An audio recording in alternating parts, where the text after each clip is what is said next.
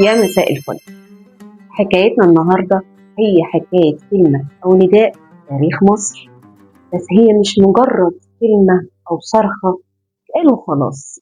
بالعكس، هي استغاثة تاريخية عمرها أكتر من 300 سنة وموجهة لشخص حقيقي كانت الكلمة منه بتهز مصر كلها، وهي الكلمة اللي الست المصرية بتقولها لما تتخض أو تخاف: وهاتوا كوباية الشاي وتعالوا نعرف مين هو خراشي اللي بنادي عليه في كل مصيبة من مئات السنين. ياه، مجمعنا عالطبلية وريحة زمان الفهية، أصل المثل وقصة أكلة وحكمة مصرية عافية، بين حارة وسكة وبيت قديم بنصون تراثنا العظيم. ومع شيرين هنحكي عن بكرة والقديم، حكايات مصرية مننا ولينا ومكملة فينا.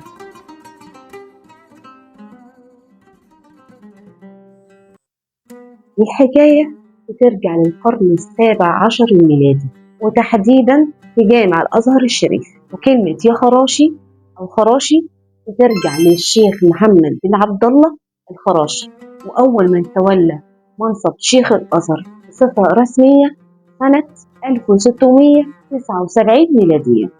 والشيخ الخراشي ما كانش مجرد عالم دين وخلاص، ده كان كمان نصير المظلومين. ليه؟ علشان كان معروف شخصيته القوية، ودايما كان بيقف مع الحق، ولو حد اتعرض للظلم من الشعب أو المماليك أو الحكام أو حصل مشكلة اقتصادية يجروا على طول على الجامع الأزهر، علشان جامع الأزهر هو المكان الناس تلجأ إليه لما يحسوا بالظلم. بيروحوا هناك عند جامع الأزهر ويصرخوا بأعلى صوتهم وبيقولوا يا خراشي يا خراشي. وكان الشيخ الخراشي بمجرد ما يسمع الصوت بيطلع بنفسه وبيسمع شكاوي الناس ويعرف مين الظالم ومين المظلوم. لو حتى كان الحاكم هو بيروح بنفسه للحاكم وبينهي أي ظلم حصل، وبقى اسمه ملاذ الخائفين وغياث المستغيثين. ومع مرور الوقت انتقلت الكلمة من استغاثة حقيقية بالشيخ إلى لازمة على لسان المصريين، وبقت تتقال عند الصدمة، عند الخوف، عند المفاجأة. وكلمة دي خراشي هي كلمة ما زالت عايشة معانا لحد دلوقتي وعمرها ما ماتت، على الرغم من صاحبها الأصلي مات من مئات السنين. قولولي بقى، كنتوا تعرفوا إن اسم خراشي ده كان على اسم شخص حقيقي، ولا كنتوا فاكرينها كلمة للدلع وخلاص؟ ومستنية إجابتكم في الكومنتات، وما تنسوش اللايك والاشتراك والشير. وخلصت حكايتنا النهاردة، بس حكايات مصرية مع شيرين لسه فيها كتير. استنوا الحكاية الجاية. حفظ الله.